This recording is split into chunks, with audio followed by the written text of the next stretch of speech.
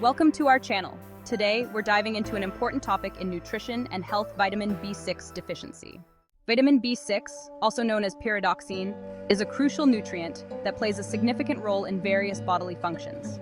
It's essential for protein metabolism, cognitive development, immune function, and the production of neurotransmitters like serotonin and dopamine.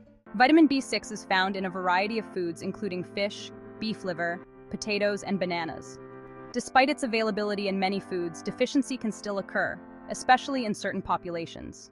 Those at risk for vitamin B6 deficiency include the elderly, individuals with kidney disease, alcoholics, and those with autoimmune disorders. Certain medications, like anti-epileptic drugs and some antibiotics, can also interfere with vitamin B6 metabolism.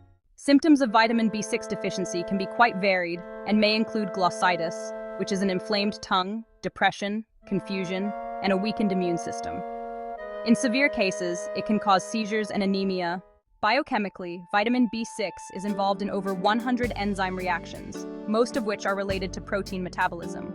It is crucial for the synthesis of neurotransmitters, such as serotonin and dopamine, which are essential for mood regulation.